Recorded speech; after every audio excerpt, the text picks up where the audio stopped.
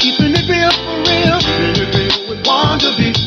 All inclusion, no confusion. The he said, she said, clearing it up with Wanda. IntellectualRadio.com. Feed your brain. Feed me now. I'm starving.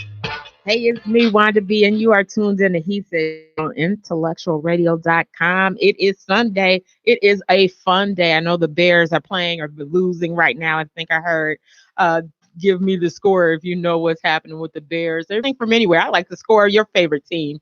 Let me know that. Communicate better. And that is the theme of today's show. And then I have a special guest later on.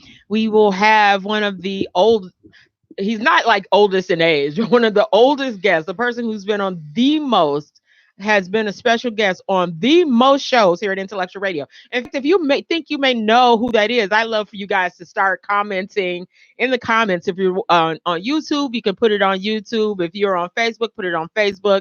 Who do you think will be that special guest that's coming up later in the show? Who's been who's been here the longest, all 8 years of the life of IntellectualRadio.com. He's been here and on the most shows all 8 years. So guess, put in some guesses for me. So, and I have here with me, sitting here, who's been one of the, not the oldest. I got to get a better term for it because this makes it sound old. But the most frequent, handsome. Absolutely the How most about handsome. the most handsome? Watch that smile. Watch that smile. Ding, ding. Uh-oh. Y'all inbox me if you want to know how to get a hold of the James Borshade. Don't start that one. Don't you start that. You single and ready to mingle? Hey, so how about praise the Lord, everybody? How about those Bears? We affectionately call him Preacher. Some of our dear favorite listeners have given you the name Preacher. Man, that's okay. That's a name I he's going with sex symbol too. You said it, I didn't. And also our own personal certified life coach for He Said, She Said. So when people inbox us needing perspective, help, conversation, tutoring, and life coaching, I send them all to the man, James Borshade. Hey, James. How you doing? I'm glad to be back. I'm doing well. You looking awfully spiffy today. You know I'm trying to do what it do when it do.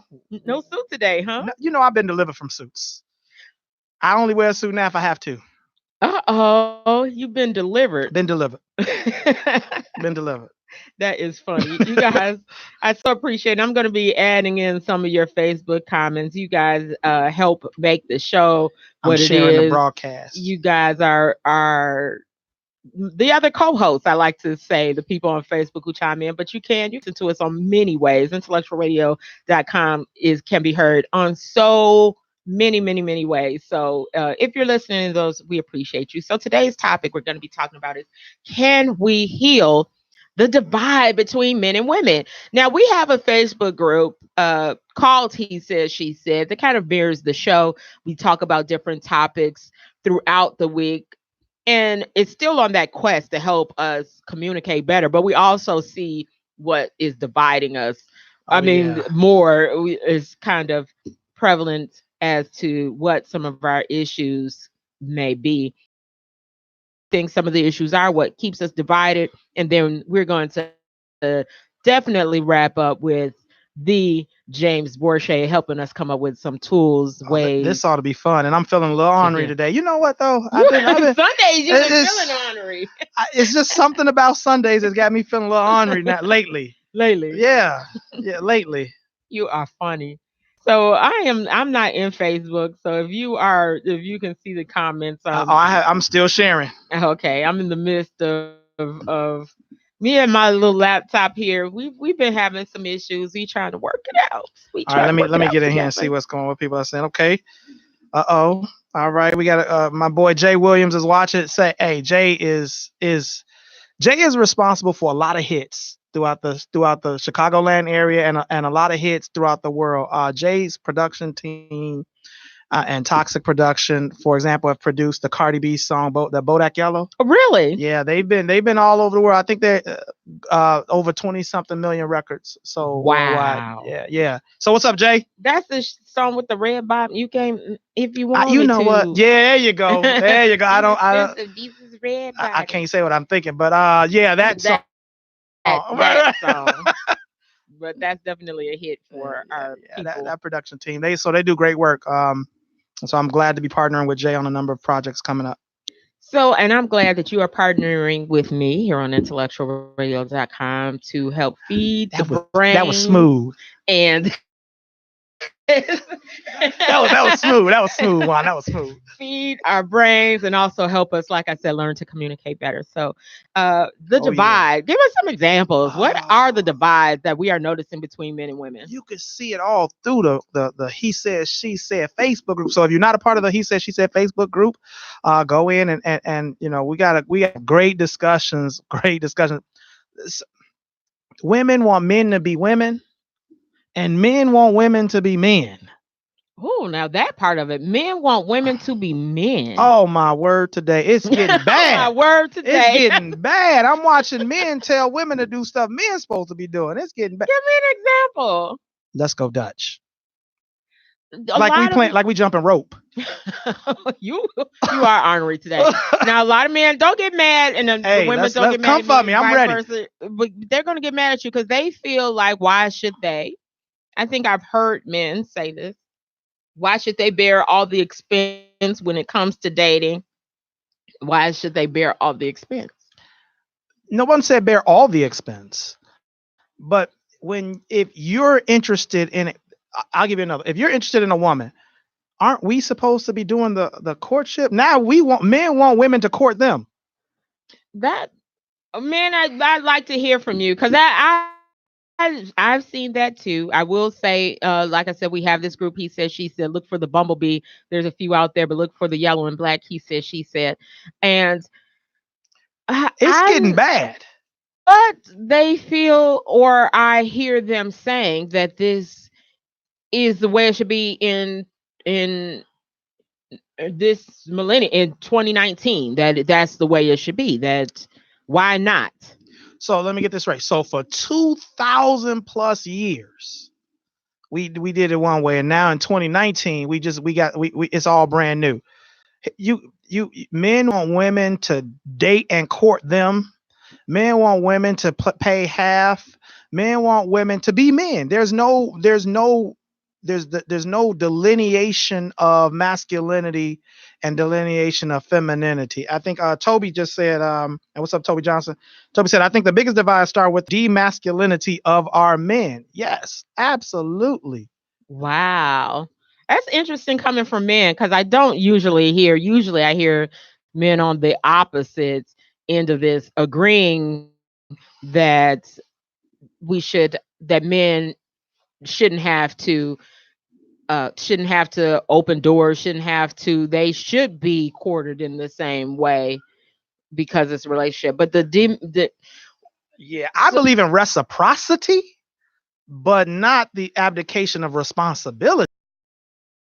Is one thing for we talked about this on one of your other shows. For every chair pulled out, for every door opened, there is a reciprocating response to that. But to look at her and say, take me out when we're just dating and getting to know one another is beyond me. I'm struggling to subscribe to that version of masculinity.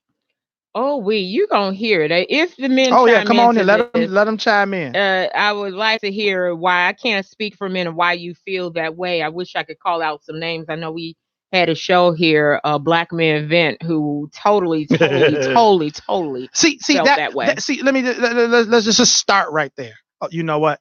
Let me stop. Hold on. I ain't gonna go there. They paying guests on Intellectual Radio. I'm gonna stop because that sounds like an oxymoron. The Black Man Vent? They can't speak the problems they're having. To me, I guess I don't know. You are ornery today. I'm a little ornery today. The people I grew up with roll over in their grave. I will say that. But how do they? Would you? Black men speak their mind. But women vent. Women vent. Men don't vent. We speak our mind. We tell our version of the truth. But our version of the truth, because it may not be the truth, but it's our version of the truth. I like that.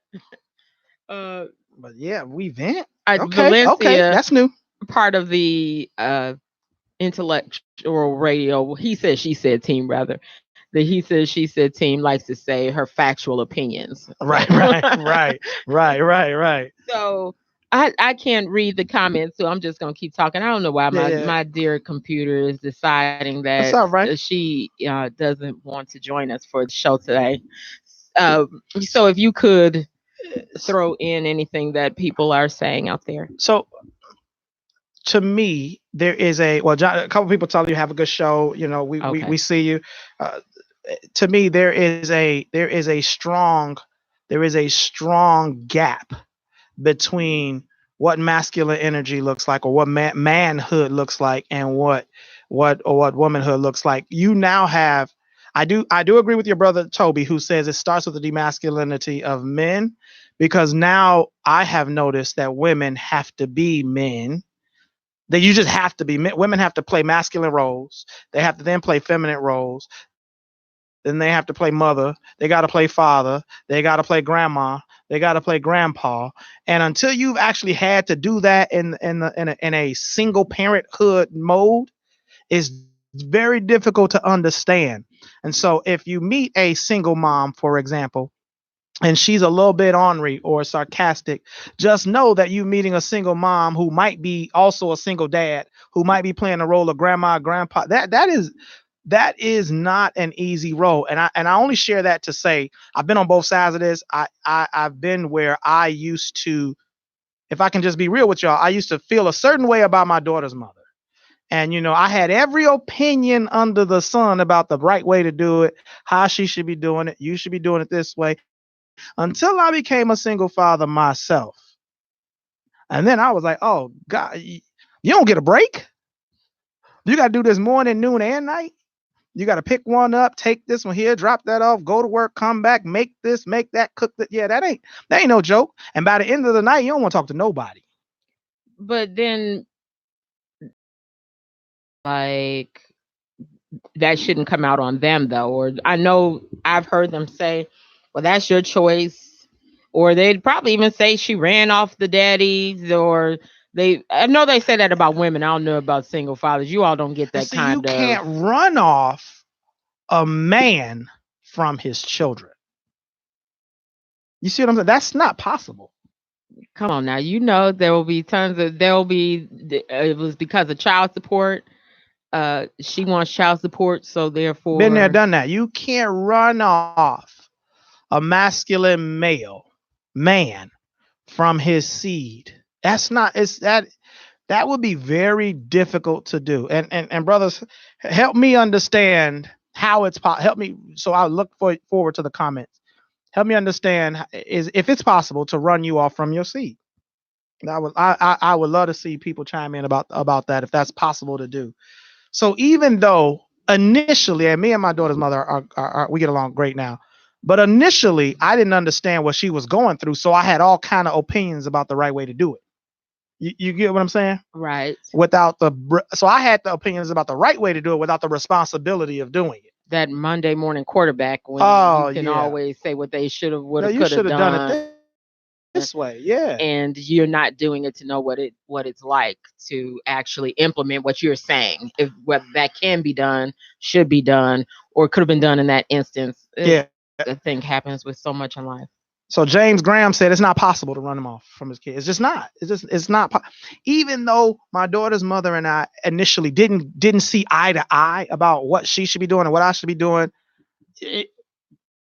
you couldn't run me off. You understand what I'm saying?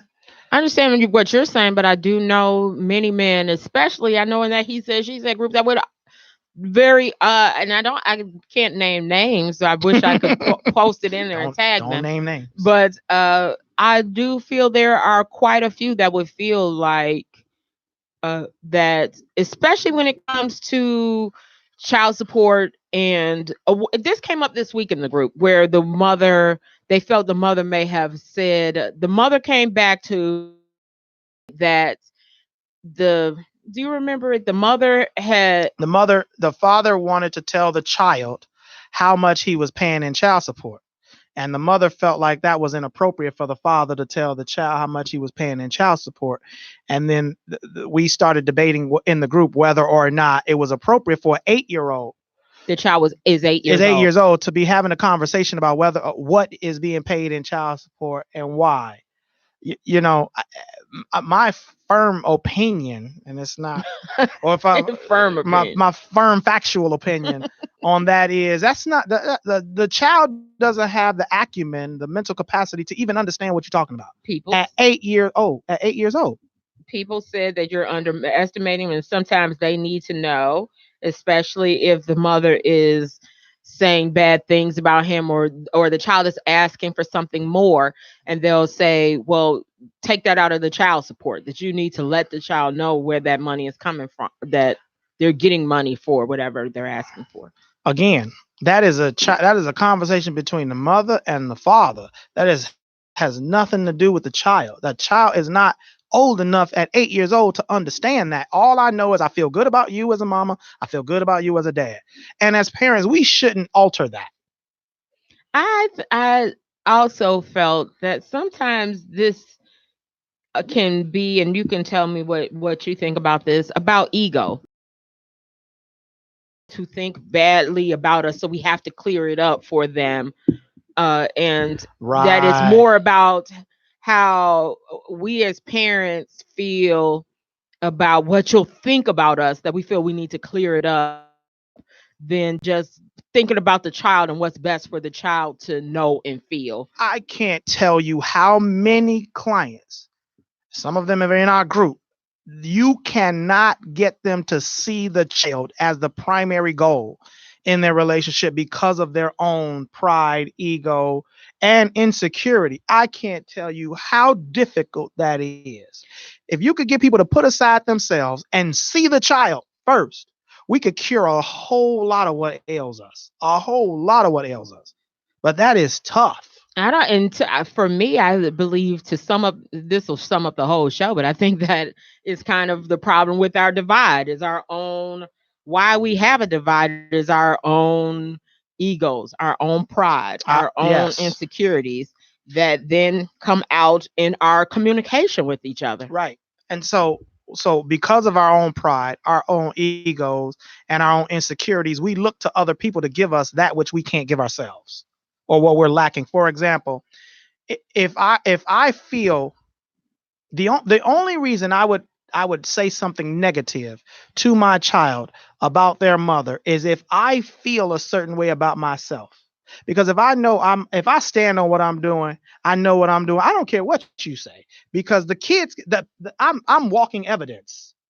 Every time you walk in the house and you flick on a light and it come on, that's chill. That's evident. When you need stuff for your school, it's there. When you ready to go play basketball, you need 10 new pairs of sneakers for this one and that one and this one, and you have it. There's nothing that can be said unless it's true. And it's hit unless it hit a nerve. You may feel like you're not really doing enough. You only defend what you feel like. You only defend that what you believe to have a modicum of truth. Otherwise, you don't say that again. You only defend that which you believe has a smidgen, a modicum of truth to it. Ooh. You feel it got a little bit of truth to it. You start, wait a minute now, hold on, wait a minute, because when I said this, and when you looking at somebody saying something to you that you know ain't even true, most of us say that don't even warrant a response. I will not even dignify that with a response. I do find that, or when I feel like my ego needs to clear it up so you don't think that about me. If I care that I will find myself defending things But that. that means somewhere along the line, subconsciously, you sort of think that about you. If when we start defending stuff like that, that means somewhere along the lines we sort of think that about ourselves. So Chris says, and let me see if I say Chris Omo Ayin. Oh, Sound like a I Nigerian name. never pronounce his name. That's my stepbrother. We dance. Step. Okay. He said, no, you can't. A masculine male will fight tooth and nail to stay in a child's life. James said, what's going on between the mother and the father has nothing to do with the child. But oftentimes, because in that post, many of the women and men felt it was okay to tell the child how much I'm getting $1,200 in child support, and I'm using that on the lights and gas and Not shoes. Okay. And what can the child now do with that information? It's not an 8-year-old. Let's say a 15-year-old. Because let me tell you what you're saying. What you're really trying to do is subconsciously turn that child against the other parent. Because if I tell you, listen, I give your mama $1,500 a month for you. What you're really saying is, don't ask me for nothing. Whatever you need, go get it from her. And also saying your mother or father may be misusing the money. Misusing money for you. You have money out there that can be used for all the stuff you're saying, but it sounds like because I've given it to her, a child feels like then that's my okay, right. Then that is my money. Because what's the child supposed to do with that information then other than go confront the other parent? And process it of the mindset of a child. This is what I mean by our community in a lot of these situations, we're devoid of true leadership. Because as a man, it's my responsibility to go sit down and talk with the mother and say, let's work together. First of all, let's work together. Let's have this conversation. This is not a place. What happened to the days where where grandparents and mamas would say that ain't a place for no child? You wouldn't even let them be in any grown folks conversation, but now they should understand. And I can't get to my dear computer is obviously taking a vacation. He says he doesn't want to get on the internet. Oh, don't worry. So I can't go back to that post in the group, but many people felt like it's not hurtful to tell a child. Oh yeah, a lot of people felt like it wasn't hurtful to tell that child that information. But I'm telling you, from a psychological standpoint, it is a trauma that a child should never have to deal with. And a lot of people say, well, what is the trauma from that? But I don't think sometimes it won't come out the same way you're expecting it. Like why they feel like it's not hurtful is because there won't be a conversation about money or how it may not play out in the same. It could be in their next relationship and how they treat the next. It may not be with you in the same way. So you feel like it was not harmful. Right. Exactly. So let me say this. Your payment of child support, and I'm talking to men and women because some women pay child support. Your payment of child support is not the end of your responsibility. Is not the end of your financial responsibility to your child. Oh, so many men will, and women may too, but I only hear it from more men. And I'm gonna raise my hand. I was guilty of that myself, thinking that initially. Thank God I had a sister who basically bopped me upside the head and said, "Are you crazy?" Because my sister was a single mother, and my sister would say, "Are you crazy? Let's do the math." And she would do the math. She took what I was paying in child support and she divided it by the number of members of my daughter's family and was like, here's how much you owe for the lights for your daughter, the gas for your daughter, the grocery bill for your daughter, the school fees for your daughter. And I was coming up short.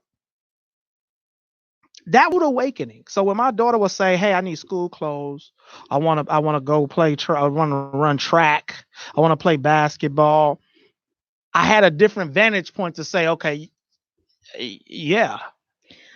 I feel, or what's worked best for me a lot of times is not to put in the child's head, go ask your father, not even to use that kind of lingo with them when they ask for something outside of as if I'm tapped out, but you ask him to put him even in a situation. But sometimes you don't have to put him in a situation. The child sees other fathers providing and just, I'm with you, Dad. Hey, I need some shoes.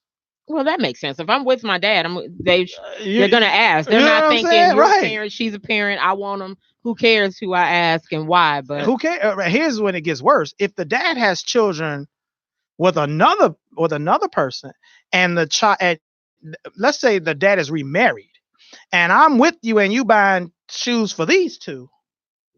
That's in the house with That's you. in the house with you, or I come by and I see the Jordan box, but I don't recall him delivering Jordans to my house. It's a natural child's response to say, "Hey, Dad, I need new shoes too." And it would be irresponsible. It would be a gross miscarriage of your leadership to say, "I gave your mama child support money. Tell her to buy you shoes." Oh, but that's going to be the answer, or the one that he's not paying the child support. Ask him for the money. I mean, that these happens too. So what we end up doing, and this is one of the main reasons for the divide in between men and women. What we end up doing, though, is we end up turning the child against both parents, because you have put a child in the middle of an argument or in the middle of a disagreement that two parents are not capable of. The two parents are not capable of satisfactorily dealing with the disagreement. So we put the child in the middle to be the mediator. When you do that, that's the position you're putting the child in. Because the child has to look at you, mom, look at you, dad, and decide which one of y'all right. And then also you feel a pressure. I've been that child to pick a side. Like, they both can't be right. Mom is not gonna be okay if I say he's right, and I gotta live in it, and he's gonna be mad at me. So now you feel so torn because you don't really care about who's right or wrong. I just want y'all to get along. I just want y'all to get along, and I just want my shoes. So, bingo. So let's answer the answer to the question: why is there such a divide between men and women? Part one: there is no one who has decided to step up and be the leader in a man and woman relationship, and a man and woman over them all. Males and females, between men and women. No one has stepped up and decided it is my responsibility to lead, period. Can the man and the woman lead, or does one have to concede to the other? Because I find that would be an issue. Leadership, if you're telling some women to concede to him. So leadership, the greatest form of leadership is servitude. Is serving. Yes. And for my Bible scholars in here, Christ came down and became the chief servant. And that is a position that many of us struggle to understand. So we think leadership is ownership. I tell you what to do, you do it. That's not leadership. That's more ownership. Leadership is, it is my responsibility, period. No matter who has an opinion, no matter how we do, it is my responsibility to ensure that it is done. So let me say this a different way. By any means necessary. We need someone who is prepared to be the chief accountability person, to take the accountability for how we proceed. That does not mean that you don't lead as well. That means I am responsible, I am accountable for where we go and how we get there. Now, the smart leaders that I've had the benefit of being around some great leaders, they almost always employ people who are smarter than them. The insecure ones don't do that. And so part of our issues in our great divide is there are a ton of insecure people stepping up as leaders. And so we don't lead, we dictate. We don't lead, we dictate. And so if the responsibility, and I would kind of want you to say that again, because at the same time, like you say, we think that if you're choosing a leader, I have to do what you tell me to do. Right. And in many adults, I'm going to speak for women. I don't know about men, but I know women won't feel like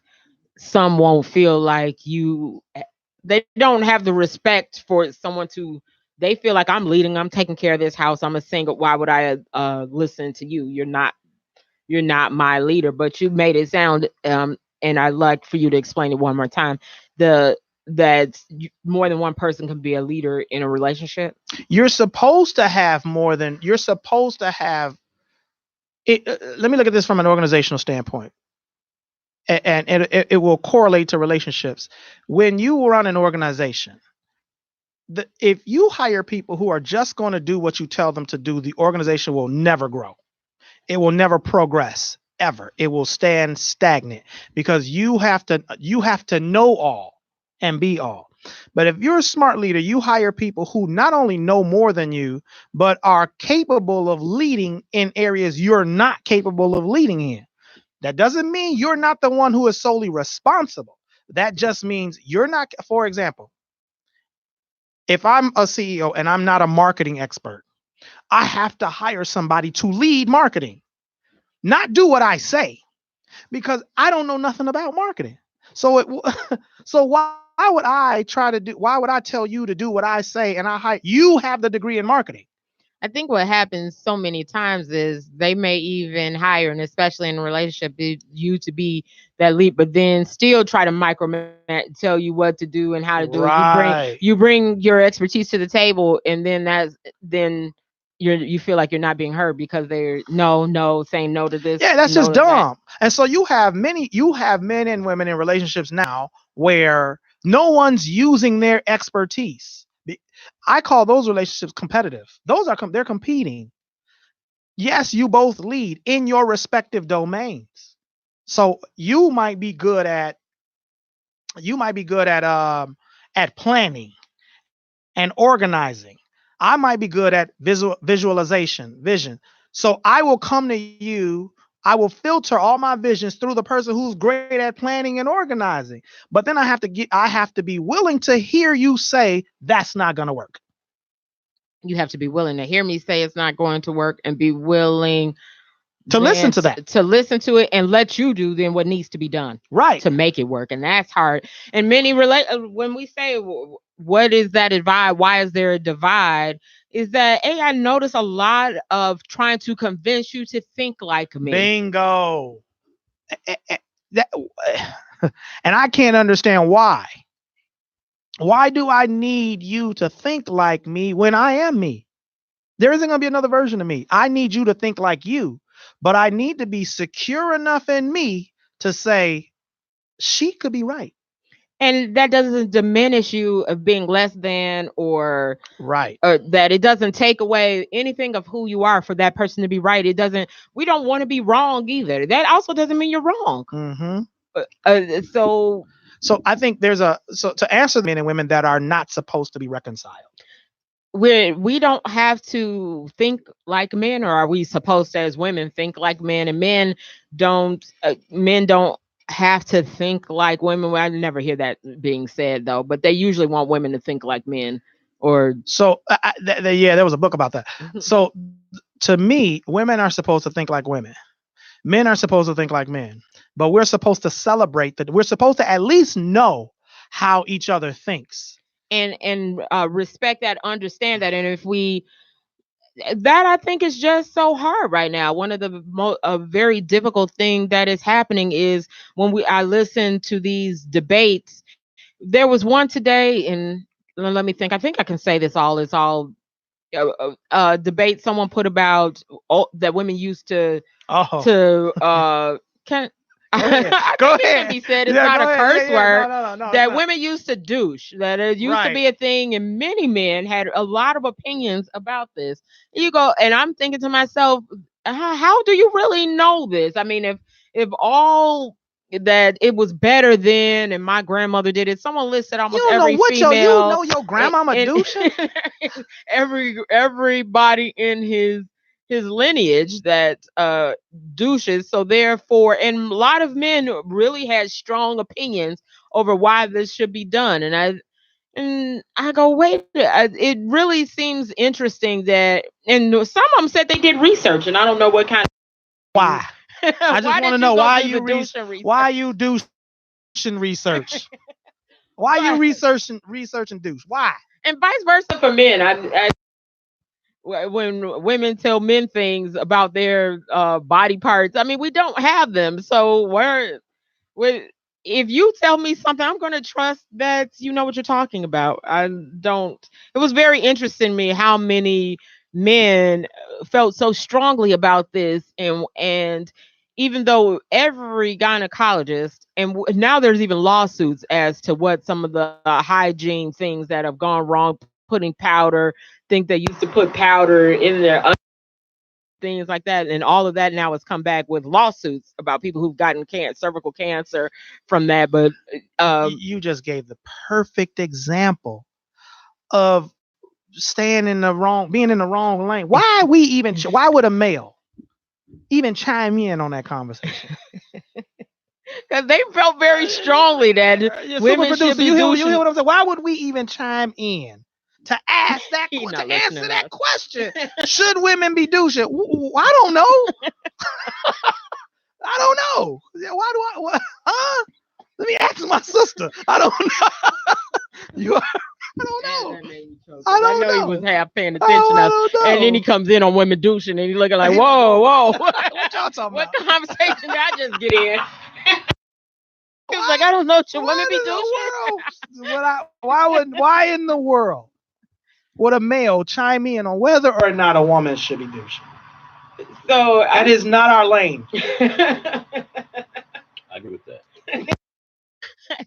So our divide, a lot of it is it sounds like we're not really listening, or what? We don't recognize that there is a divide on purpose. But so what we do is we fight and make the divide wider than it is supposed to be. Like having a men telling women how to manage their honeypot, as Kelly Renee will put a shout out to Kelly.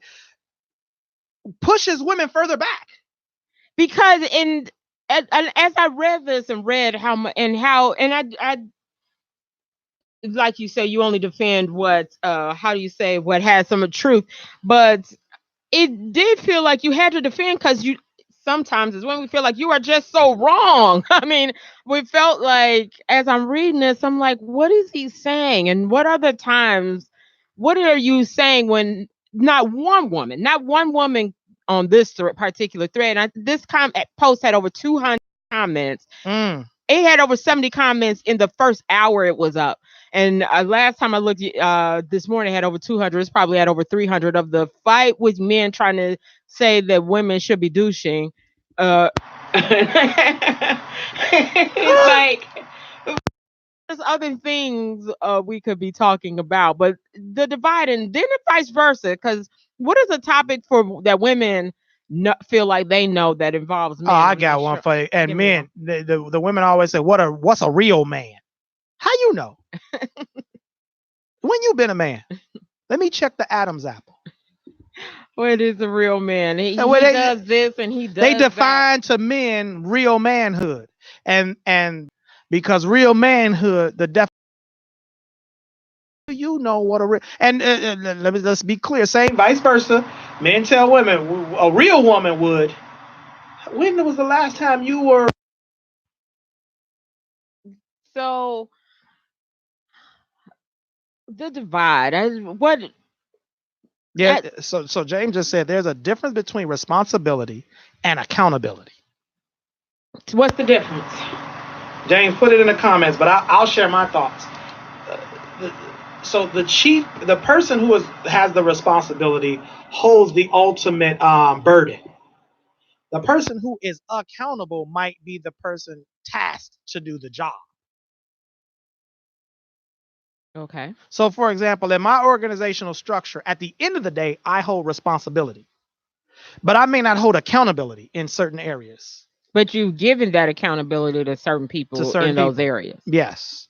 But the buck will stop with you. If it was a football team, they all have to be accountable for their positions. The running back, the quarterback, everybody's responsible.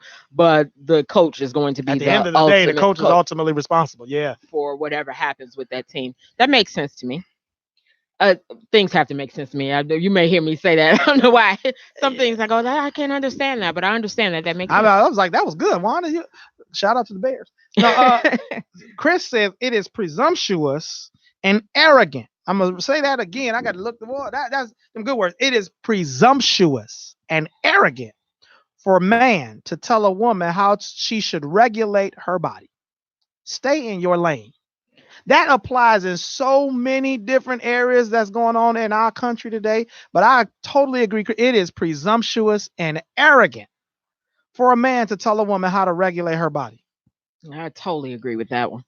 That it's hard now, it seems, because the divide, does social media add to the divide that we're constantly debating these topics? Does that make it worse? It does. I would agree. Social media makes it worse because it puts a magnifying glass where there may not have been a magnifying glass. Back in the day, media had to be filtered through to some degree to discern whether or not it was true. But now you could just put out anything, and if you got enough followers, it becomes the new truth. So, for example, there has been a debate says that we've talked about in the group several times. Why do so many black men marry white women? Or why do all the successful black men marry white women? But when you actually look at the research and the numbers, we're in the high 90% of black men marrying black women. And so who is we? The black men, over 90% of the black men marry black women. Oh, okay. So but it's a small percentage than what we make it seem like when we put it on social media like that. But it also seems that the successful ones, or now I'm just going off of social media, the successful ones tend to go. Seems that way. But we've got a high number of successful black men who marry black women. It just seems like that. It seems that way. Or not marrying at all. Well, yeah. Marrying. So the divide just seems like is worse than ever. Or social media, like you said, is putting a magnifying glass on it, but it'll be the same as it was 10 years ago. Right. And I didn't know because we didn't have these conversations. I didn't know what men were thinking to know that they felt this way. So they could have felt that way. So what do you think are some of the things we could do to work on it, though? What can we do to heal that? I think the first thing is to recognize that people don't think the way you think. First and foremost. But okay, I'm going to stop right there. People don't think what I think, but most people think, well, they're wrong because they should be thinking like I think. That's the second part. When he said it so matter-of-factly that it just went over my head for a while. He said, there's more than one way to skin a cat. And I thought, duh, who doesn't know that? Right. But what he came back and said it to me again. There's more than one way to skin a cat. There's more than one right way to do it. And that is so true. I mean, we talked about that last week, and it's interesting that so many of these conversations can come back to that we think that the way I do it is best, or the way my mother did it is best, or the way my parents did it was the best way. My grandmama douche, so all of y'all should be douching. Huh? And my aunties douche, and I've done. Many of them said that. I wonder if he's done research on all the negatives they found from it. But anyway, you've done all the research except for one major part you couldn't do. You don't have one. So it's very hard to live that life and tell you how they work. You don't have one, so you can't be certain how it works. That is the truth. And then, but to debate with women when women say it doesn't work that way, and debate that fact, though, is what was so interesting to me. If you have all these women that you can't step back and say, well, maybe you guys are right, that no matter what, you'll have to say that all these women with them. The amount of arrogance to tell a woman who has the part you don't have how her part works. When multiple, it's not like you just having this conversation with one woman, but multiple people are telling you it don't work that way. But I think what is hard, or what is interesting now, is this dynamic that is to convince that every conversation, people don't really listen to learn. It's kind of just listening to reply and be right. True. So I don't want to just jump on the men today, because there is a flip side to this. And it's not just the real men conversation. It's the conversation where women tell men how they're supposed to communicate. Right. And that you're not, Huh? you don't talk or you don't do this. And I think that's done to men quite often, is that women feel like they should uh, tell men how they should be acting, responding, and they're right about how that is. So the divide keeps widening when we fail to accept and celebrate the fact that there are irreconcilable differences. And not to compare, because a lot of times in many of the groups I'm in on Facebook, the response to anything, well, you guys do it too. Right. You guys do it too. So that makes us Well, doing it right. You do it too. Right. Versus that we are supposed to be different. We're supposed to be different.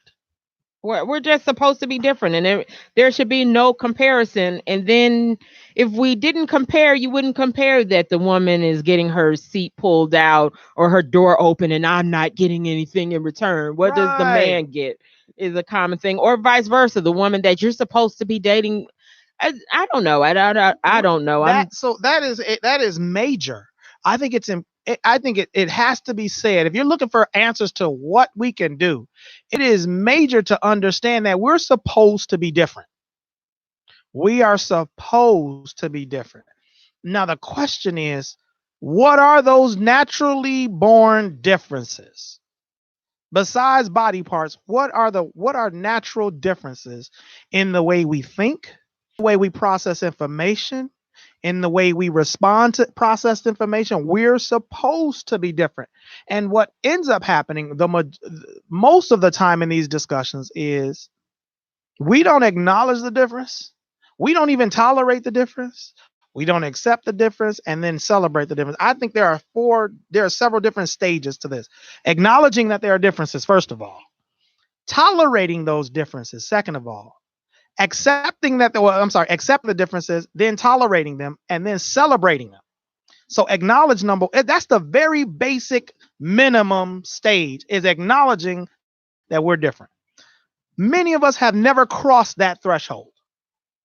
Acknowledging that there are differences between us and trying to figure out where they are. Number two, accepting the fact that there are differences. So acknowledging, and then you got to accept that. Yes, there are differences, and I'm just going to have to live with that. Then the third one is tolerating it. Okay, I can put up with your difference. And then the last stage is celebrating the fact that we're different. The happiest of the happy couples and people celebrate the differences. I have no unrealistic expectation for you to respond the way I would respond. I have no unrealistic expectation for you to look at this problem the way I look at this problem.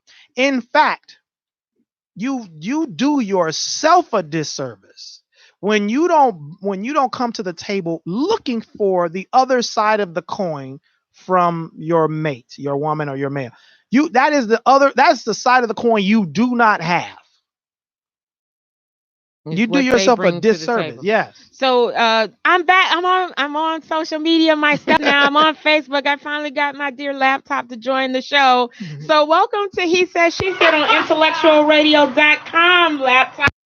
In the discussion we're having, Chris said differences are not deficiencies. That's powerful. That is because we do feel like if you don't have or think what I think, you're lacking. You're lacking, and I'm trying to educate you. So right. That is so true. James had being accountable not only means being responsible for something, but also ultimately being answerable for your actions. Also, accountability is something you hold a person to only after a task is done or not done. Mm-hmm. So now that I've joined the show, I think what's so hard is like you said, acknowledging that we're different. I think we can acknowledge we acknowledge you're different, but acknowledge that your difference is acceptable is kind of hard. I think we think your differences should be what I know to be true of men, I know to be true of women is what's acceptable. Mm-hmm. Your difference should be the difference I'm familiar with.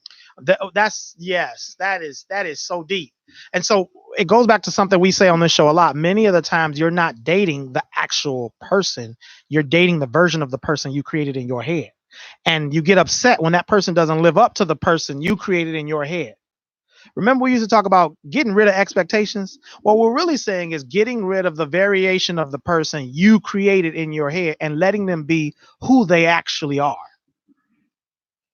But that takes some that changes the whole dating phase, I think, for some people, because some people do not date with that they with the intention of finding the person that's the match for what they believe to be true, not celebrating the differences or understanding that it's okay to is different. It's actually more beneficial for you to choose some.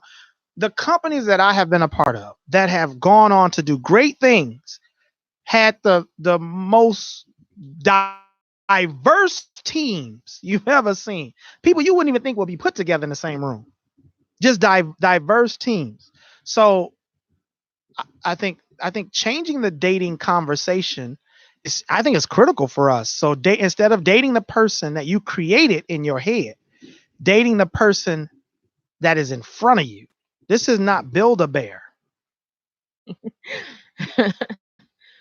Oh, that dating the person that's in front of you. So accepting, I think that'll be so hard for people, because I think recently a woman posted, go, and I like for you guys to tell me why I'm single. And so people were responding. I mean, and boy, was she said she was I ready bet she for wasn't it. ready for it, was she? She said she was ready for it, but it turned out that she wasn't necessarily ready for it, because some people were being honest. I won't say brutally. Some people will be honest. I'm not gonna say brutal, because I don't think all honesty is brutal. They were being they were being honest, and she was saying, "Well, no, if he doesn't have this, and you're not going to get me to take anything less, and I'm not going to." So I hear you all, but I'm not going to. What did she say? She wasn't settle. She wasn't going to settle for who didn't have all these things. That is a cop out to me. But I just want to go back and make sure I understand what happened. She said, "Tell me why I'm single." Yes. So they told her why she was single. Yes. And she said, "No, you're wrong." Yes. And she said she wasn't trying to defend. She just felt like maybe they didn't know her. But people were like, "Well, you asked us, and now you're not listening. You asked us to tell you, and now you're not hearing us." That is a primary example of how we do this thing. You ask for differences. You ask people because they were going to give you a difference of opinion, or did you expect the people to come in and say, no, it's not your fault you're single? Or did you ask because you genuinely wanted the information? Or did you ask as a form of backhandedly asking to be validated? Well, I think we know the answer to that. It definitely was because the people who did come on and say, "No, you're good, and you're good," and we get likes for those. Yeah, see, you know what I'm talking about, and the other ones didn't. So we struggle to grow like that as a community. We struggle to grow because we don't have or celebrate the differences in one another. What would happen if a man and a woman got together, and instead of expecting each other to be only the version of you that I created in my head, I took all of the chains off, all of the restrictions off, and you were who you are, and I am who I am, and we took those things and vibed off of one another and began to just grow. What would life, what would relationships, what would experiences look like if that was our paradigm? Don't just be you, be all the way you, be 100% you. And then I decide whether or not if it's the you that I need. I think that's hard. There are so many people now who have the concept that they don't want to waste time. They have a list that they're following for their life, and I'm not going to just be and enjoy and accept and love and try new things. I think that's kind of hard. Chris says she was probably looking for validation, and yeah, I think so. If you're when I read the responses, if they were uh commending her, then it was okay. But why put that out there? I think For validation. the validation. That's an insecurity statement. I need tell me that I'm good. You literally could just word the post by say, hey, tell me that I'm beautiful, tell me that I'm good, tell me that I'm great. So to learn to communicate better, what would be some of the things, and then maybe we could do that in the second half when we come back. I think we have our special guest. Did anybody answer who has been the guest at Intellectual Radio, who's been here, who's been on the most shows, been with Intellectual Radio as a guest since the conception of it? It will be next when I come back from this break. Maybe you can think of it. If not, you will see him in a bit when we come back to He Said, She Said on IntellectualRadio.com. All inclusion, no confusion. He said, she said, clearing up the drama with Wanda.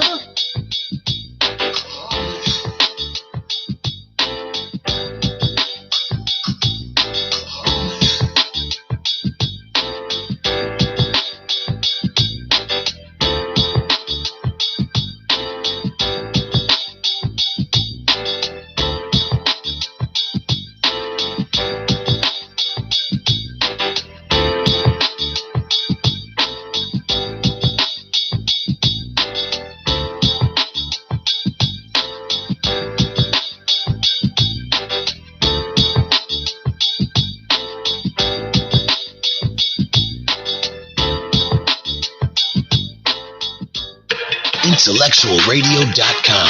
Feed your brain. Feed me now. I'm starving. Hey, it's me, Wanda B, and we are back. This is He Said, She Said on IntellectualRadio.com, and it is Sunday, our fun day, and we are here. You know what we like to do. We like to help men and women communicate better, but you know what? I decided today at 3 o'clock I was going to have a special guest for you. Now, I told you to guess.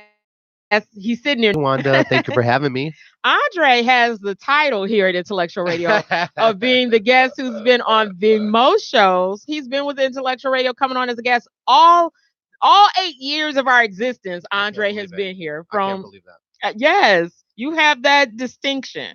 Well, you know what? I'm proud of that. You should. Hey, And- we are too. And honestly, all jokes aside, just thank you for letting me come on this journey with you all. Oh, weirdness. He's been to New York. He's been on here. He's been doing this, and his music. I tried to find it because at one point in time we had your music handy, but from our old studio, new studio, and all our transition, Understandable. I was looking for Andre. He also, you sing. I do. Tell him everything you do, Andre. Okay. Wanda is very, very kind.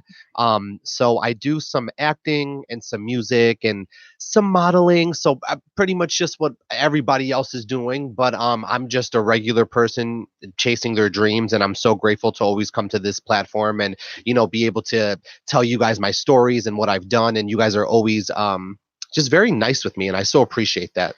Well, it's funny because your name came up earlier on a show, Sister Girl Radio. The cast of Friends, Lovers, I know I'm going to mess it up, but they said you're hosting the red carpet. Yeah. And I said, Andre's going to be on my show later. So I as love they were dropping names. So what is that? You're going to be doing the red carpet at the end of this November 24th, or when is it? I believe it's November 23rd. 23rd, okay. And it is for a new film, if I'm not mistaken. And I got connected through Siobhan Ballard. Okay, she was the guest on the show earlier. Yes, very, very nice, sweet girl. And yeah, I'm excited, and I'm looking forward to it. Oh, that is so cool because that's one of the things you are so good at. Because you've guest hosted shows. I mean, he has Yes. you've done the gamut of things. I really and his music. I really wish I could find. I should have told you in our conversation with us, Tanja. We'll get back to Yeah. filling everybody in on the life and times of Andre Bellos because he's a fun person. I mean, really, you have to go. And you're also. I'm going back. I'm going to get back to you. So what we were talking about is the divide between men and women in relationships. So I have with us James, who is the certified life coach for He Said, She Said. So we can talk about all these things, but I like to bring some of the professional perspective on these topics to really help us heal. So we were talking about the divide between men and women when we communicate. Why is there a divide? How can we communicate better? And at the end of the last break, did someone ask something, James? Fill us in. Where was that? So I think what's his name? Shan said people fear what they don't understand. So they contend to make you conform to their standards to justify their comfort zone. Right. Okay, Oh, all right. that was deep. Them get some snaps. You know what I'm saying? Whoa. I sometimes have to reread I had to things. reread. Yeah, I got to reread that one again. He said people fear what they don't understand. So they contend to make you conform to their standards to justify their own comfort zone. I think we left off talking about why people don't accept or celebrate the difference, or why men and women don't celebrate their differences, but instead try to build a bear in a relationship. So instead of a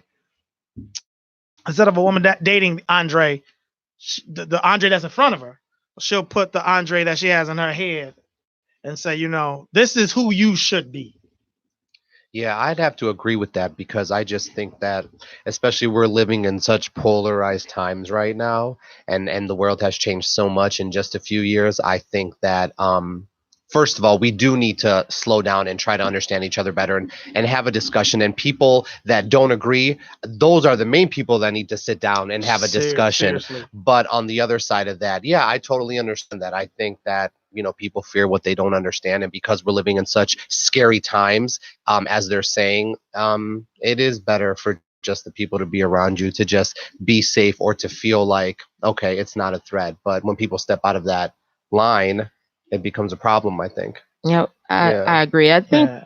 it's hard to get out of around what we know, our comfort zone of conversation with people that we we don't like to be uncomfortable in conversation and discuss. So to try to accept what I fear or don't understand is hard. And the sad part about it is you actually create what you fear, and then you don't accept that which you created. Give me an example of that. Oh man. So if you're dating and you fear that he's going to leave, you literally create the circumstances forcing him out the door. Ugh, That makes sense. so true. And it's what you're almost looking for. You're sitting there looking for that other shoe to drop. Yeah, I see yes. this often I'm with guilty of it. really no, Ab- you're not. Absolutely. Not Mr. Positivity.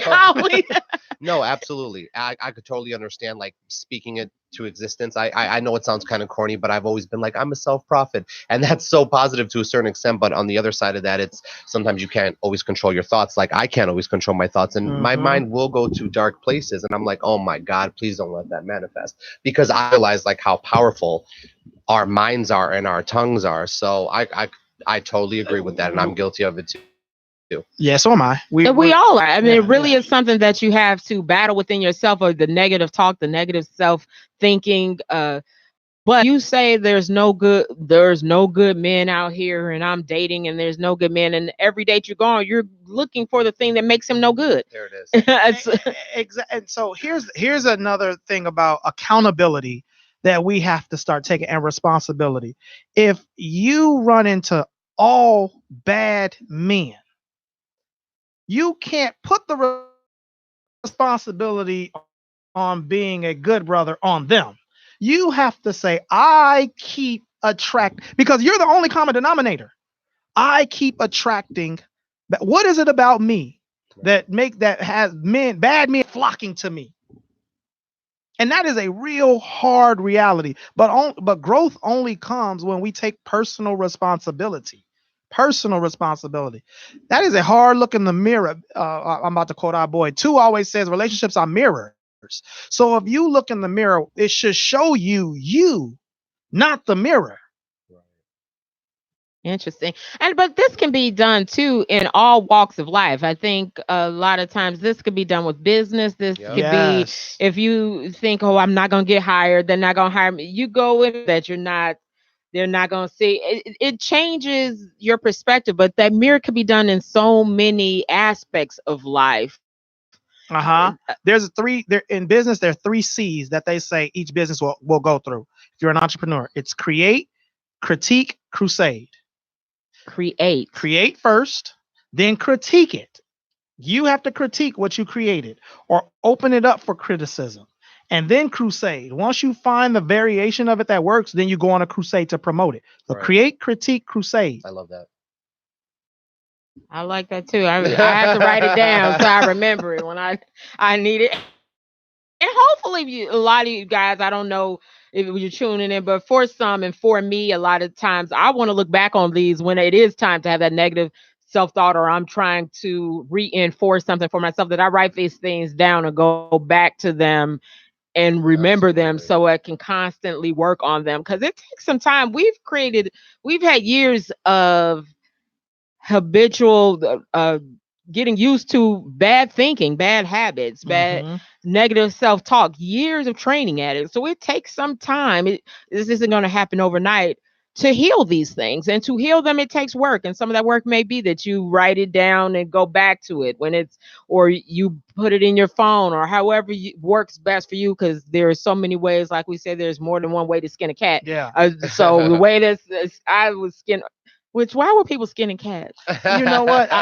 When I gave the example, I was wondering that as well. Because my mama please said that too. Please don't catch that. Skin a cat. Why would you and want to thinking, skin why a would you cat? skin a cat? Peter, please don't call us. Or if you are, don't call me. Look, we need to change that saying. But I do understand there's more than one way to do things, and the way you do it is not wrong. Right. Exactly.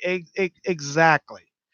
So now what I share with my clients all the time in relationships is to use this phrase, help me understand, ... and mean it. Don't say, tell me what you did so that I can tell you what you did is wrong, but help me understand why you did that. And listen with true intention to understand, though. So many people listen to respond because I'm waiting to see what you say so I can give you a nice rebuttal as to why you're wrong. I'm listening, but I'm only listening so I'm putting the rebuttal together in my head. I talked to somebody, today is Friday, who said to me, no, whenever I ask him that question, I'm waiting to let him have it. And I was like, how many times has he ever answered the question? She said he doesn't ever answer. There it is. Because he knows you don't actually care. You don't care. You're not listening. You're not asking to truly understand. That is a setup. That's a setup. And so many men feel that way. I hear that so often from men, that they feel like anytime women are asking things, it's a setup. So let me share something about the divide that is important between men and women. Ladies, listen very carefully. I don't care what question you ask him. He is not going to be able to verbally spar with you. Period. You were created to use 10 times as many words as he was created to use. You were created to connect dots that we don't even know there are dots there. So when you ask a question and he takes a moment, a pause, some time to reflect before giving you a response, know that is just how he was created. He was designed to do that. He already knows that if you ask him a question 9 times out of 10, and fellas, back me up on this, you probably already know the answer to the question you ask. And most women, I think, would say that. Do know that I already know the answer. You just want to see what he's going to say. Right. Yeah, you just want to see what. So when a man is answering that kind of a question, he know that you know the answer to the question. What we're trying to figure out is, why did you just ask it? Not what did you just ask? Why did she ask that question? So if you see us looking up and to the right, up and to the left, we're trying to figure out, what does she know that I don't know? Where is this going to lead? Where are the dots that I don't see? Because the answer to the question we can answer quickly. Does that mean they're lying though? If they're like looking around, or No. does that just mean they're thinking about what they want to say? Or There's- does that mean lying? You know what I No, mean? it doesn't Because mean I lying. do think some people would think that means that you're trying to prepare the lie. No, it's not. It means That makes me feel better. It means I know that this is I call it a Spider-Man question. I'm going to be caught somewhere in this web, and I'm just trying to figure out where. Because your question is leading to another question, and I don't know what the other question is. You'll never be able to think of that. So I'm trying to figure out what's the next question. So what I share to my clients now, especially men, I say, listen, ask her, what do you really want to know? So that you can tell her, I'm not playing a game. Ask her, what are you really asking me?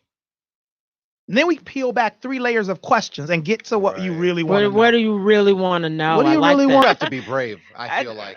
Because sometimes you're asking questions to fish where you think I was. Right. Oh, I was at work. And what time? Right. Now let's talk about that. Now let's get to that question. Yeah. So that is a very helpful thing for men and women. Write that down. What do you really want to know? Or how did you say it? What is the real question? What's the real question? What do you really want to know? Yeah, what do you really want to know? That would probably save men about 8 layers. Yes. Of onion peeling back. Of onion peeling back. Because when he pauses before answering the question, I promise you he knows that's not the real question. That's not the real question. So let me figure out what. So let me just tell you what our thought process usually is. Why did she ask that question? What does she really want to know? What does she think she already knows? And how did we get here? And why is she asking me right now when why I just got home from work and I'm tired and all I want to do is eat? Right. Why is she bugging me with this stuff is what I hear. So here's the difference. That's the question. And so if you ask a man a question, if he listens to you the way he thinks he asks questions, this is where men get trapped. And I'm not saying trapped in a lie. I'm saying trapped down the rabbit hole of a conversation that isn't the actual conversation. And then both of you walk away frustrated, and none of you had the conversation you were hoping to have.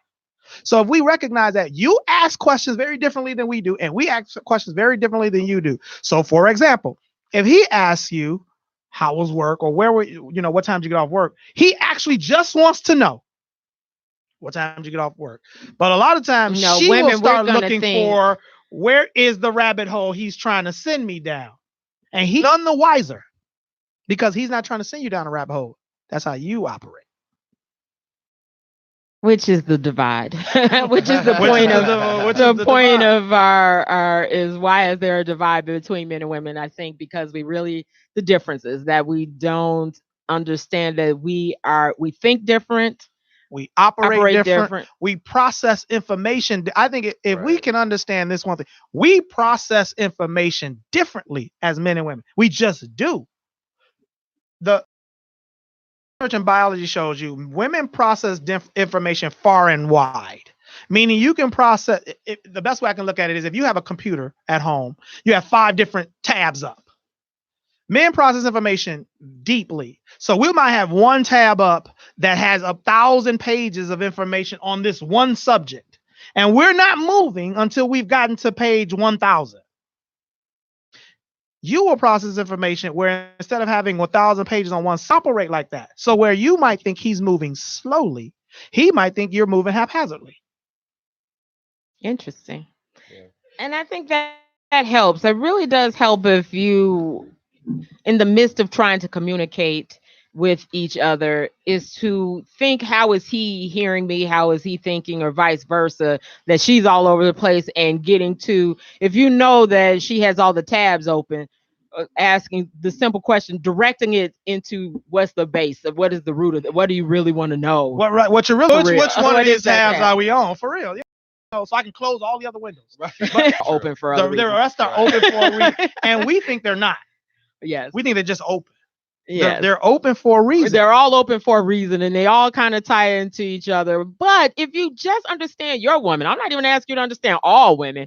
I think just try to understand us all, because we all have different tabs open for all different for all reasons. kind of different And reasons. I think men sometimes think we think like you, and there's one open and we're all underneath it, and no. That's true. Every woman has 80 tabs open, and her tabs is her own version of tabs, and it has nothing to do. And girl, we may have talked about one of the tabs that's open on her page, but not the rest. So we're all have 5 tabs open on 5 different pages, and asking one man a question, and then he's talking about the tab he heard the other day, and that other lady had about 10 tabs over there. So I think, but understanding your own woman and the kind of tabs she keeps open and asking that one question is helpful. Stop trying to understand us all, because we are not possible. Impossible to understand all women as a whole. Just the ones that you have to deal with.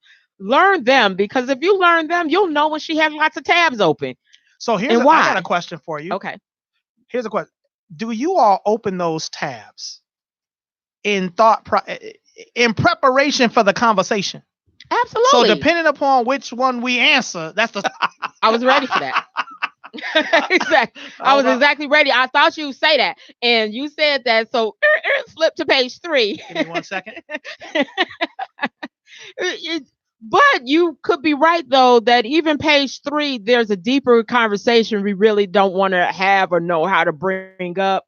So we're trying to make you answer or use all these tabs to get to. And if you really ask that question, maybe they would be honest with themselves and say, well, what I really want to know, especially if we thought you were receptive to hearing the answer, then maybe I'll come back to what the real question is I feel like you're never home. Not that what time did you get home or what time did you get off, but I mean, could we get to the true root of the question? Let's go deeper.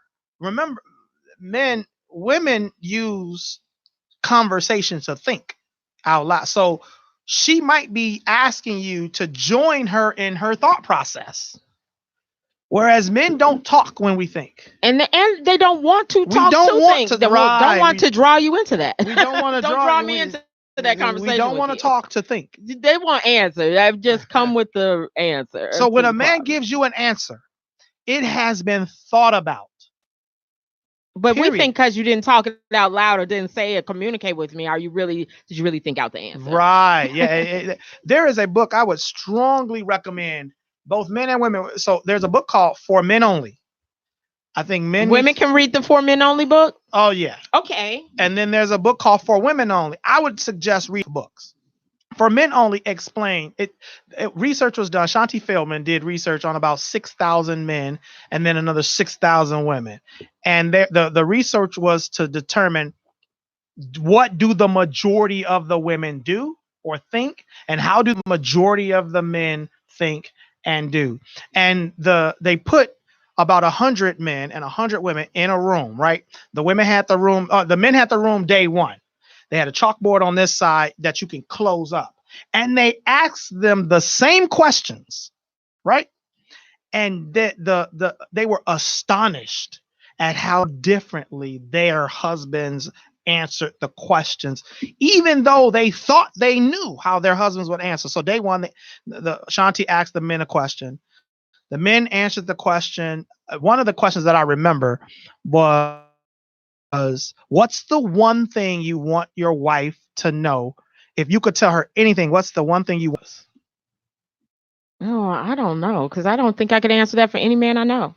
The one thing that every man wanted their wife, it was unanimous just about. So quiet, I want quiet time. No, peace. That I love you very much and I struggle to express how I love you.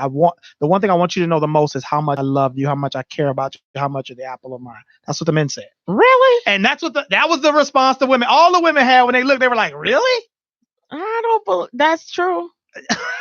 Communication is because we feel like, and the women had a question very similar to that. Answer was that I respect you, and the men were like, no, you don't show me that. You don't respect me. No, I would think the women would actually say something about themselves, like I want the men to know this about me. But they actually said something about the men. She phrased the question in a way that you couldn't. Oh, okay. Okay. Oh, her and her husband have been doing. They're real good at this. The book is called For Men Only and For Women Only by Shanti Fieldman or Shanti Shanti Fieldham. Shanti Shanti Shauntie, I believe. Oh, hold on, let me Untie. look her up. Okay. So in between this, I've had a super fan of Andre's ask me to ask you this question. Let me pull it up. So Andre Bellos, because he and so that question was, what are all the things you've done over the 8 years? That because what is very interesting about Andre, and we're gonna go back to that book. So hold that for us. We're gonna go back and give you the title of the who wrote this book and how to find that for men only, for women only. But the question was asked of Andre, what are the things you've done over the 8 years? And I am going to say he has never come on here and repeated anything twice. So that is another almost, and I think so. That's why I thought this was such a great question because of all the different shows. You are always promoting something different. Thank you. Something is always something hot, new. I know the last time you were the spokesperson for, and you'll be able to remind me. I've seen a few of these, so I'm gonna say I'm part of what some of the super fans, but that one didn't come from me. But I forgot something comedy at one point in time when you were on Nikki's show. I mean, it's been so many that so they wanted a recap of all the things you've done over the 8 years. That's a lot. I know. Will you even remember? Right. I don't want to say anything like, It what has is. he done? But first of all, I appreciate the question, and you know what? I cannot believe it's been 8 years. I have to be honest with you, but I'll say it like this.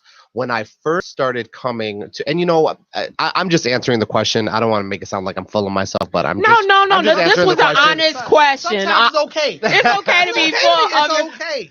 He's been really, and they on the show earlier, who had no clue you were coming on my show. Yes. And so that's what lets you know, like how that they were expressing what you were going to be doing, and I'm listening, and I'm like, Andre's going to be on my show, and they called you a super influencer. Really? And that was the description of it. So you have done a lot, and I think that's something to be proud of in this industry. Yeah. So, it's not easy, and I'll say it like this. I just when I first started coming to Intellectual Radio, I was doing different stuff in the community, and I still continue to do my community work. And I just think as I grow in my career, my community work will also grow as well. And I'm, again, always grateful to come here and express myself. And I think everybody has grown within those 8 years, and it's just really cool to see everybody's evolution. We want to know yours. Okay.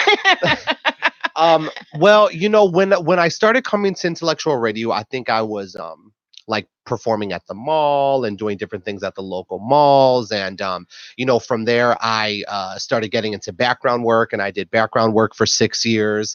And I got an opportunity. One day I came to set as an extra, and I ended up getting a line and getting updated, and I got my Screen Actors Guild. And that's what really started to put things into doing did some more TV and stuff. It's been up and down. It's not always go. There's peaks and valleys, and I'm grateful that everybody has stuck around for it all. What is so important about what you said, though, is that through the peaks and valleys, you've stayed on course to what you love to do. And that's hard, because the valleys are the times when you think about giving up. It has been a challenge. That's when you want to quit. Can we talk about that? Yeah, go ahead. If throw that in quitting there. is ever an option at some point. So why didn't you quit? I don't know, because I have to be honest with you. It has been such a challenge at times not to quit, because regular upbringing. My parents were middle class. My dad was a truck driver. My mom was a hairdresser, and we didn't know anybody in show business, and we didn't have any real money, just paycheck to paycheck, barely getting by. It was a big family. So I really don't know. I guess it's my passion, and it's what drives me, and it's what makes me happy. Now I can say the reason I haven't given up, and this is probably like a joke really, but I'm like, I've gone too far. I would look crazy. There's no turning back now. Yeah. That type of talk that you talk to yourself. But really at the end of the day, it's what I've always wanted. When I was a kid, probably about 5 years old, my mom would be like, what do you want to be when you grow up? And I'd be like, a movie star, she'd be like, okay, fine, I know that, but But for besides real, that what do you, for you know? real, yeah. And I remember saying at that time, there's really nothing else I can think about doing. So I don't know. so keep going, because the universe, for my God, well, I'll say God, but the universe always has a way of weeding out people who really don't want it that bad. Right. You see what I'm saying? And the people with trials the and hunger. yes. When you are hungry, you will eventually be filled. Right. So oftentimes it weeds out the people who really don't want it, who really aren't willing to put in the work. People look at people at the top of the mountain and think the helicopter dropped them there. Right. They don't know the struggle That to you climb. have to climb. They don't know the climb. Yeah. They don't know the they hunger. didn't take the elevator to the top valleys. of the mountain. Right. That they went through to get there. Absolutely. And it's not for the weak. I mean, it really does take not. strength to through the valleys to say, I'm going to keep doing it. Now, this is where the word love comes in. Because I told you, biblically, love is described, the first characteristic of love is long suffering. Do you have the ability to suffer long for that which you say you really want? That is what love is. So when you finally get what you want, you have proven love. You have to endure. You have to endure. And And most of us are not willing. Yeah. That is so hard. Yeah. They make you feel like it's just roses and daffodils. Because it's a lot easier to give up. Of course it is. Much easier. And there's even comfort in giving up. Right. I tried. Stop. Oh. But then I think on the other side That's of true. that, you feel, for me, I would feel the regret. And I think the pain of regret for me, I'm just talking about myself, is too much to bear. I would rather, But that's the same in relationships, and I really like to Yes, tie it is. all of this Oh, together. yeah, yes, it because is. it's the same. The people Yes, that it give is. up, that divorce, so that usually wind up with regret. All the things Absolutely. that if they look back on, if I would have fought harder, would have fought, and not wanting to live with that regret. If I would have known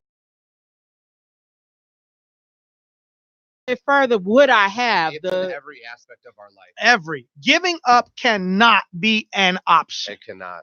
if it is really love. Right. if you say you love it, If it's really love, giving up, you have to take it off the table. Right. And we have to be honest. This is where I blame the church. We have to be honest with people about the real struggles of life. People get up in front of crowds and say, with $200, I made it, and look at me now. like it was easy. You're like, It's what I'm always saying? some Like easy I story. clicked my heels and I'm back in Kansas. No, you got to climb, scratch, Yes. claw, fight, and then you get started. And believe. Because the faith, I mean, to really continue to have faith in yourself, because other people will doubt you. Other people will tell you to doubt yourself. right. Other people will doubt your relationship. Other people will tell you, he's not this. Why are you staying in there? Why are you putting up with this? I wouldn't put up with that for 5 minutes. Oh, you a good one, because I wouldn't do that. Right. Come on, man. Come on now. Why don't you get a real job? Why don't you? Come on. Why is this a dream? You get to, Exactly. you know how many people don't do this? Yeah. Like, you have. Why don't you really go do something that? Exactly. And if Finish I mean, school, so on why and so finish forth. school? Yeah. Go do Right. something, make money. And so I tell people, you have to surround yourself with people who have already climbed the mountain. People who are at the top of the mountain, because those are the people who will be yelling down saying, come on, pull up. No, you're going to take a rest on that rock right there, but you got to keep climbing. Don't stop. Trust me, you can get up here. And those are the people who motivate and inspire you. But you can't talk to somebody in the valley looking down and be like, because they're going to tell you to come back down here with us.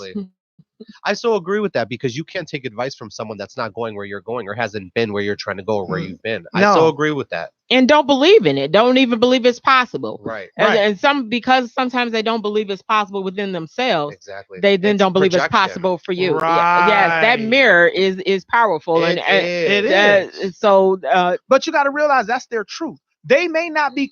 So if you came to me and start telling me, hey, give me some advice on acting, I'm not called to be an actor. So what can I tell you other than what you're called to do? And they start discouraging you. You have to bucket that and know you're not called to do it. So your vantage point is actually right for your life. It's the differences. And that's like we said before, Respect, whether you acknowledge that we're different, that is not wrong for him to choose the path that's not my path. Right. Acknowledge it, to accept it that we're different, and that's fine. We're different. I can celebrate you on your path, though. Yes. Yes. And if they can't celebrate you on your path, then just go. Like, we have to choose. Scram. Choose who you're going Skedaddle, right? to Scram. be Beat it. around. Yeah. Because you, like you say, you want people that celebrate your differences. And so I what I love too about this, because it kind of brings the conversation full circle of the 8 years of intellectualradio.com and being watching you grow, is that we get to be on that journey with you, and that we have always believed in what you do. Because and I mean that's beautiful then for you not to forget us, because sometimes you can forget the little people that were with you 8 years ago when you're on your journey and you're up here. And we're like, come back and visit us, and you're never too good to say, well, you know what, I'm not doing intellectualradio.com anymore. I've been on The View, and I've been on Winter City Live, and I've been on Kelly Ripa, and I won't be coming to Intellectual Radio. Right. No. When I come, can there be Grey Poupon in my dressing room? In the green room, could you please have But that's how people are. I never understood that. They aren't real. Yeah. And life has a way of knocking them all the way back down to what Is that not the truth? The same people you see coming up are the same people you see coming down. Unless you pull them with you when Right. you go. As a community, we as a group of people have to do.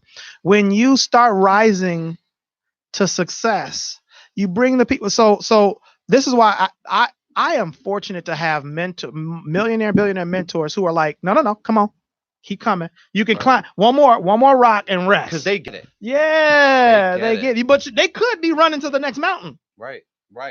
And afraid that you'll get to the mountain before them. So I don't want to tell you anything, because you may get to the. I would tell you everything. I'm going to tell you just enough, but this mountain is only for me.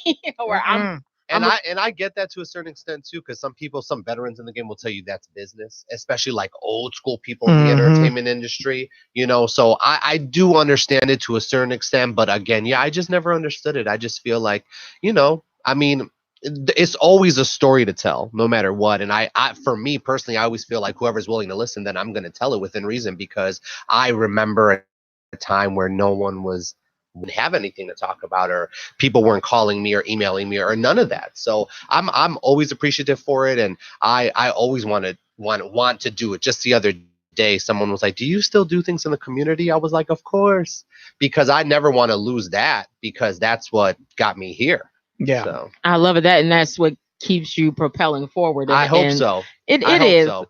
I think so. Like I said, you're a name that it continuously dropped in the industry and in a positive light. And I think that is what's so cool about it, is that along the way, because you haven't forgotten a soul, you're so humble with it that everybody applauds what you do. And that is a great thing. Thank you. So, James, I want you. So as we wind down on time, and I want to make sure between having Andre here and having James here, men both who are great at what they do, I would like for you to tie in for us. I would like to leave, when it comes to the topic of why is there a divide between men and women, some tips, some things that can maybe help people to work on the divide from their perspective. We can't change other people, but what can we do within ourselves to help that divide? Oh, so you literally just started out with, you can't change other people. So recognizing that I have to be 100% comfortable with who I am. It starts there, because I can't celebrate 100% of who you are if I'm not 100% comfortable with who I am. And so I can tell when I'm counseling somebody or coaching somebody, I can tell if they're not comfortable with who they are by the way they critique their spouse. Because you wouldn't critique him or her that way if you were 100% comfortable, because you wouldn't allow yourself to be critiqued that way. So true. So the first thing is being 100% comfortable with who you are, celebrating who you are. I can't imagine, I can't even tell you how many of us don't care for ourselves. Like, for real. You can see the difference in a person's aura, energy, and spirit when they care about them, when they care not just about themselves, but for themselves. Men and women. And if you can get to that place where you are comfortable in who you are and you care for yourself, you will then be able to allow first others to be who they are, and then you'll begin to celebrate who they are. You understand what I'm saying? You can begin to celebrate the differences between who you are. Then the other thing would be recognizing that there are multiple right answers. There are multiple pathways to get to the right answer. 2 plus 2 equals 4. 3 plus 1 equals 4. 1 plus 1 plus 1 plus 1 equals 4. 1 plus 3 equals 4. 0 plus 4 equals 4. All of those are right. And so just maybe you can step back and listen as your spouse or your mate or your partner explains why they use 0 plus 4 to get to 4 and why you use 2 plus 2 to get to 4. And both of you got to 4. And that's okay. And that is okay. We are created. I hate, and I'm on a crusade, I hate the terms that we use divorce, irreconcilable differences, because I believe wholeheartedly that differences were meant to be irreconcilable. That's why they're different. That's why they're different. But they were meant to be celebrated. Yeah, they were meant to be celebrated, though. So how do we go about? So the next question I have then is, how do you personally go about celebrating yourself, and then go about celebrating the person who you're with? And last but not least, recognizing who you've created the person to be in your head. Give an example of that real quick. Okay. So if I need Wanda to always be smiling, because I'd say Wanda's a happy-go-lucky person, Wanda's always smiling, Wanda's never sad, then I don't allow for you to have a different emotion. When you have a different emotion, I'm looking at you like something's wrong with you that I created in my head, because she's not human. No one can always be happy. No one. They're allowed to have a day that doesn't make them a bad person or make them not like you. It has nothing to do with you, because a lot of times we internalize that you being that way is because of you're doing something to me, when a lot of that has nothing to do with you when the person is not being. So watch this question we ask. Have you ever heard this question asked? What's wrong with you? What they're really saying is, you no longer match the person that I created you to be. Right. Oh, I do that all the time. I can totally relate to that. I mean, if I'm used to you being a certain way, obviously you're not you today. Right.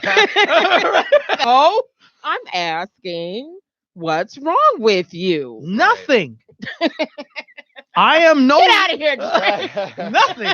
I'm staying with Jay. No, Ben Andre. Get out of here, Mr. There Life is Coach. nothing wrong with me. I don't match the person you trying to created. heal me again. You see What what I I'm bring saying? you on this show for? Okay, so totally explain that. So the real question quick. might be, is there something on your mind? Right. But Then there's I nothing can- wrong. There's guys. nothing wrong with you. It's nothing wrong with you taking the time to think, do whatever you're doing. But can I know what it is? That's different. So the question is there something on your mind that you'd like to discuss? Is there something on your mind that you like to better discuss? tell me? No, That you right. better You better tell me. Right.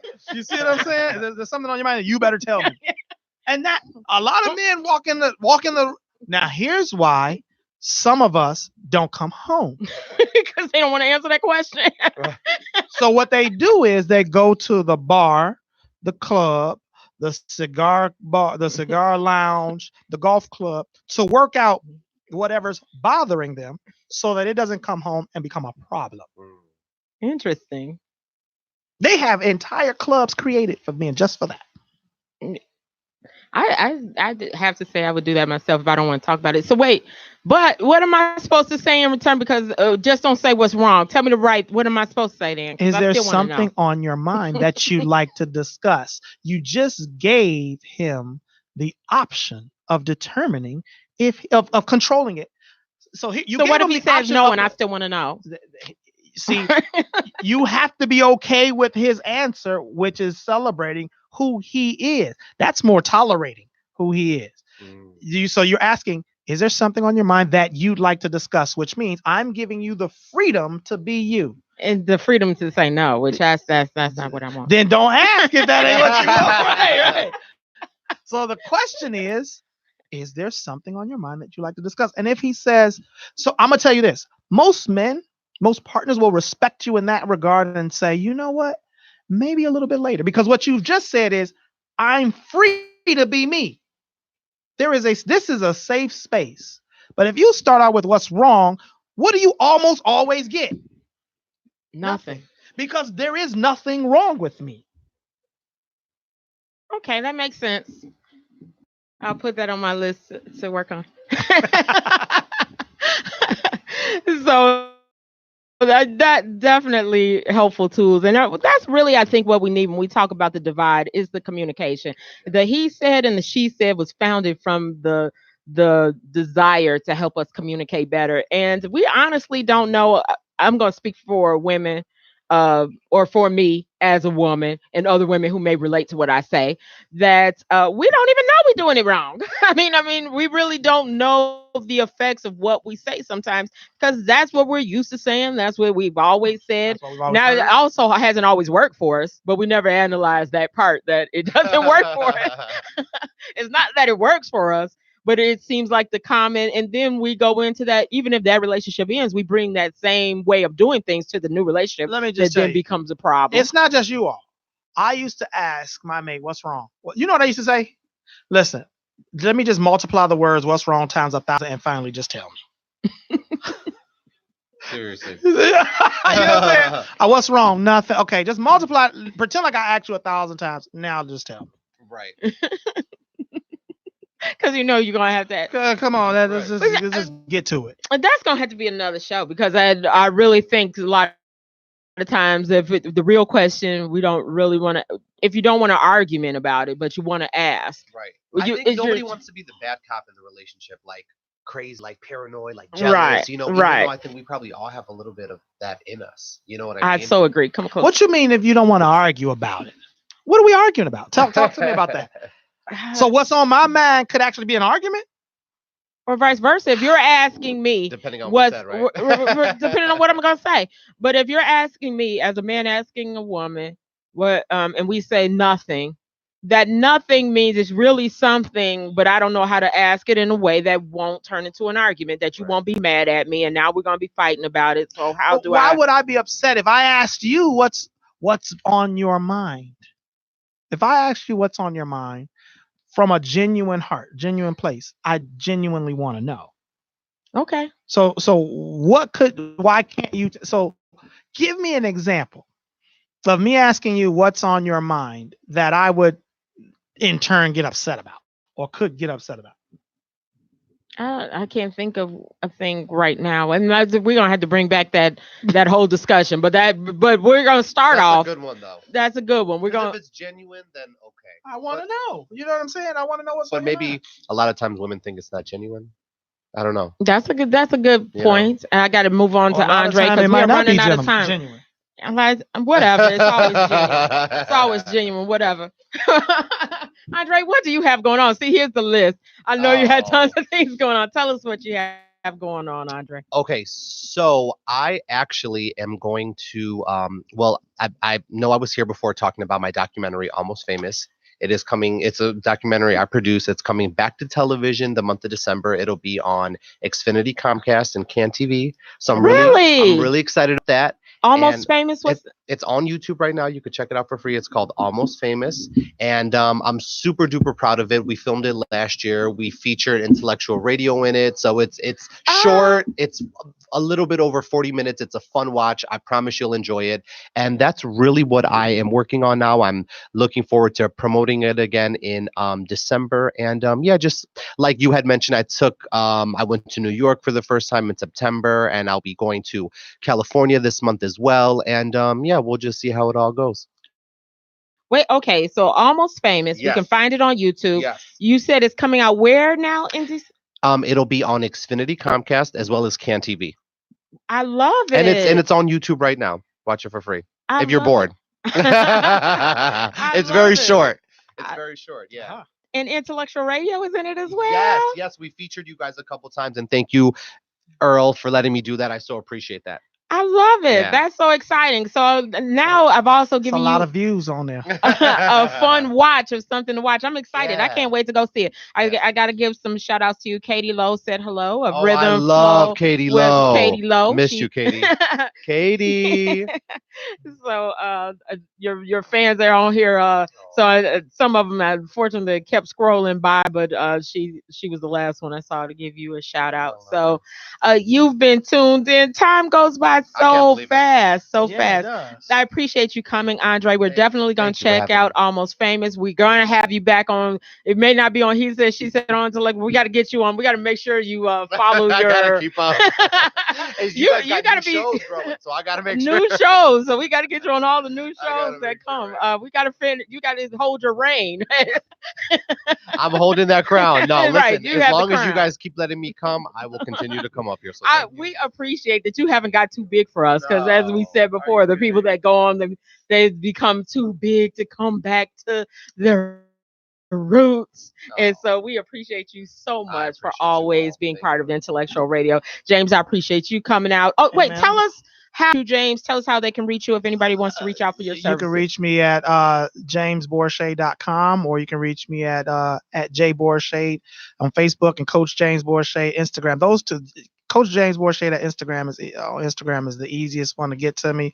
CircleUrban.org is our ministry website address. Look forward to let's chat. It's a lot of people from our circle who reach out, so that's I good. love it. And good. how can they reach you if you want to book Andre or find Yes. out what else he has going on? How can they do that, Andre? Well, you can send me an email at andreb_management.com. I check it myself.